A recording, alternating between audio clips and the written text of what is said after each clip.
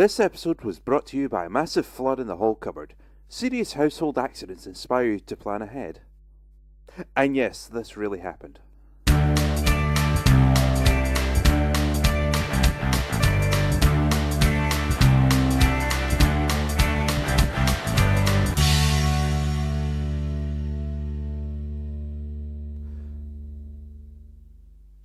I was brought up with a love for cats. My mother could easily be the crazy cat lady from The Simpsons.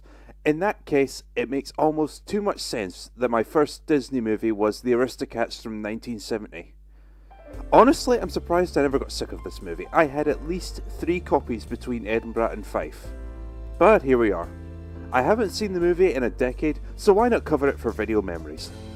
In this case, we'll be using my original version from 1995, which isn't really saying much because all 3 of them were from 95.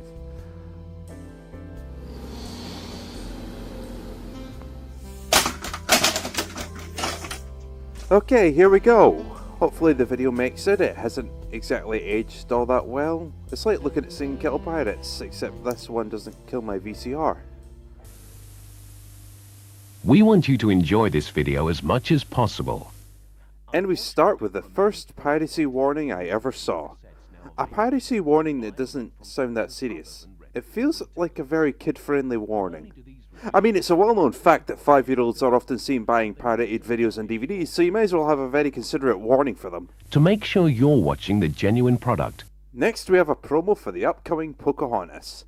Now I love how much this info-filled trailer tells us about the movie.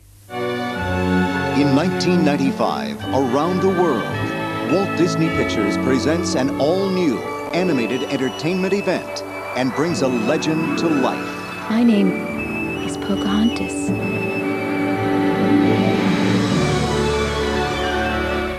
Wow, that tells us so much compared to Lion King and Around the World with Timon and Pumbaa.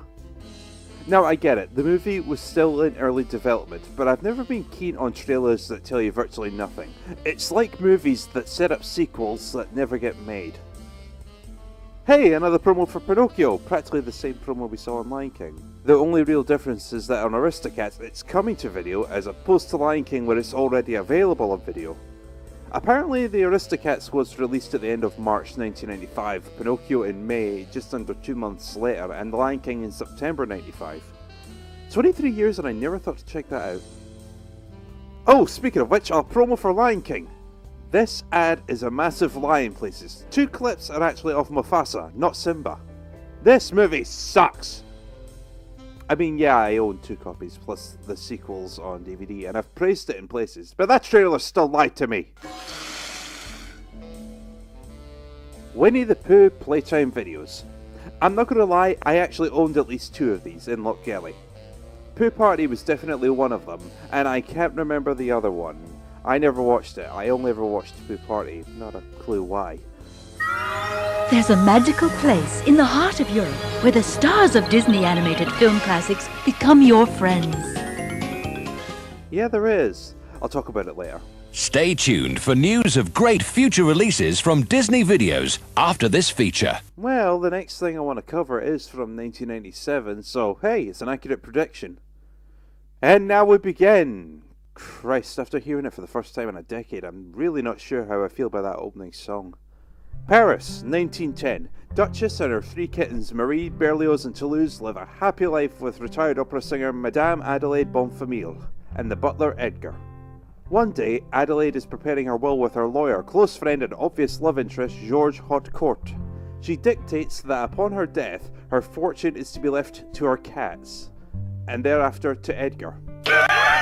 I fucking love that, even after 24 years.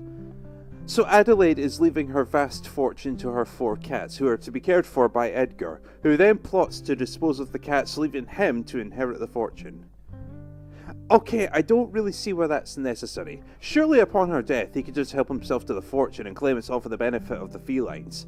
Duchess sure as shit isn't going to complain, and honestly, Georges looks like he's on his deathbed. If he started asking questions, all Edgar would have to do is push him down the stairs. Cats aren't exactly going to use a fortune anyway. Wait until the boss and the lawyer die, and then dispose of the cats. But of course, it's a Disney movie, so that can't happen.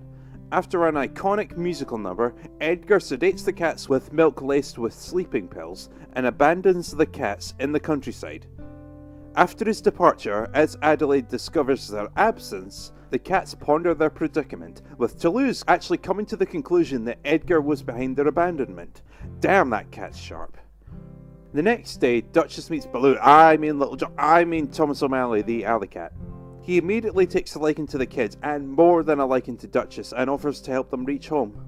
From here, the movie takes a leaf out of the incredible journey and becomes a road movie, as Duchess and the kittens make the massive trek back to Paris, encountering such faces as Twin Geese, Abigail and Amelia Gabble, Adelaide's horse Frou Frou, Roquefort, the mouse friend of the kittens, and Scat Cat and his ever so slightly racist group of musical alley cats. At the same time as Edgar attempts to cover his tracks by recovering any evidence left behind of his recent activities whilst avoiding his worst nightmares, Napoleon the Bloodhound and his companion Lafayette the Basset Hound. So how well has the Aristocats aged? In my eyes, remarkably well. Despite that plot hole involving Edgar disposing of the cats, the moderate racism with Scat Cat's gang, the soundtrack not being super great, and the video glitching out really badly in one particular scene, I quite enjoyed revisiting this video. I actually had a massive smile on my face straight from the opening scene.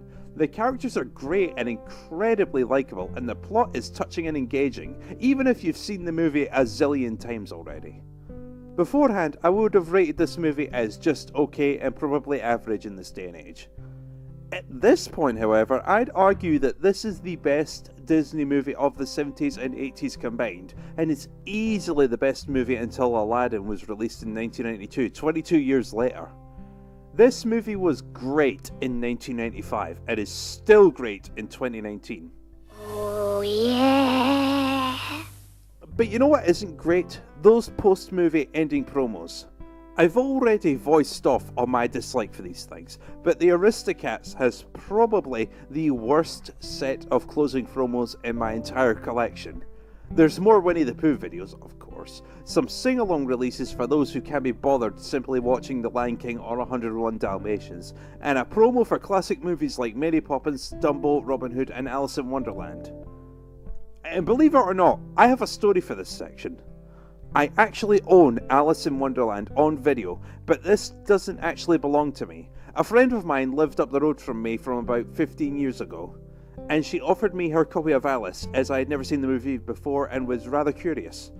In return, I let her borrow one of my videos. And of all videos, it had to be this one. Even after reviewing it, I still can't escape it. Unfortunately, this friend of mine moved away to Australia in, I want to say 2006, and I never actually returned her copy, and it's been with me ever since. And no, I don't plan on reviewing the video because honestly, I don't like Alice in Wonderland at this point.